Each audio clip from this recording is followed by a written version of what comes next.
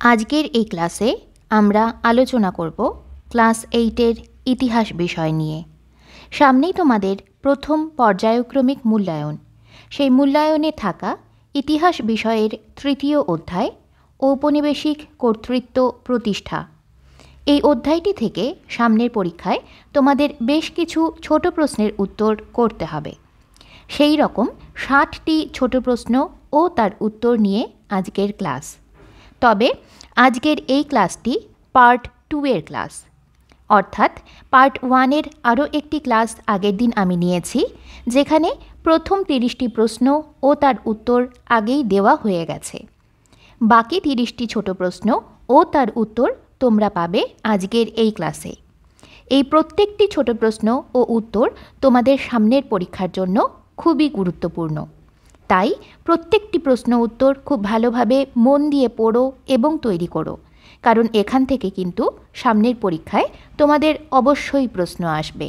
তাহলে চলো দেখে নিই প্রশ্ন উত্তরগুলি। অতি সংক্ষিপ্ত উত্তরধর্মী প্রশ্নাবলী। এই প্রশ্নগুলির মান 1 নম্বর করে। প্রথম 30টি প্রশ্ন পার্ট 1-এর ভিডিওতে দেওয়া হয়েছে। 31 নম্বর প্রশ্ন, প্রতিটি থানায় দারোগাদের নিয়ন্ত্রণ করত কারা? উত্তর, ম্যাজিস্ট্রেটরা। 32 নম্বর প্রশ্ন, 1812 খ্রিস্টাব্দের পরে গ্রামের দেখাশোনার দায়িত্ব কাকে দেওয়া হয়? উত্তর, কালেক্টরকে।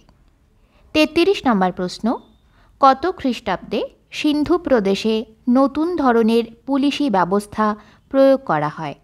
উত্তর, 1843 খ্রিস্টাব্দে।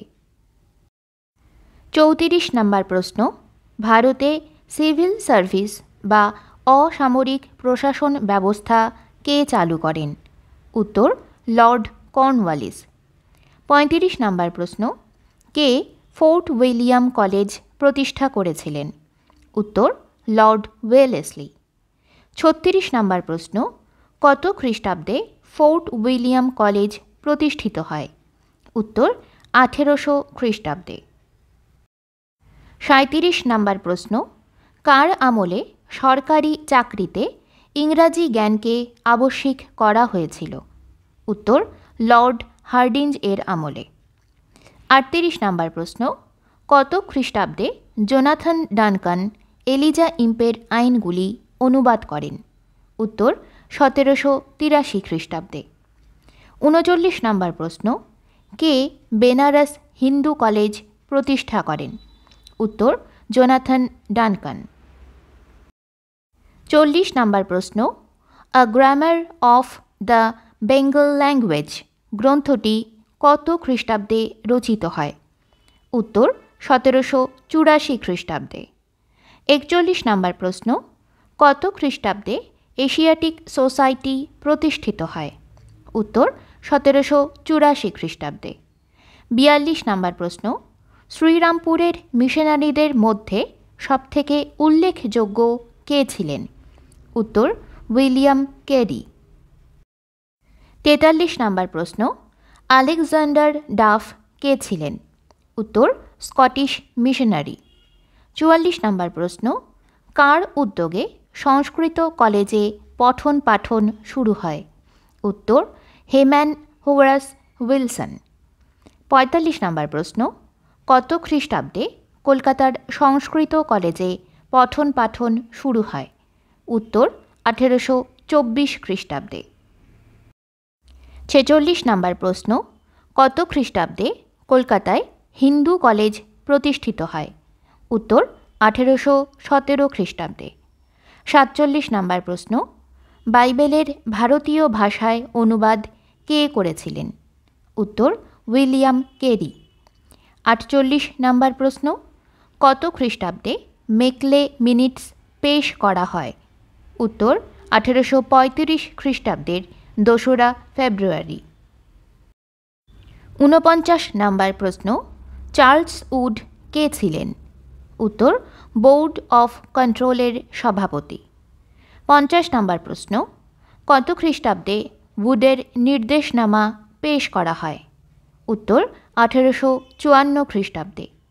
51 নম্বর প্রশ্ন, কত খ্রিস্টাব্দে কলকাতা বিশ্ববিদ্যালয় প্রতিষ্ঠা করা হয়?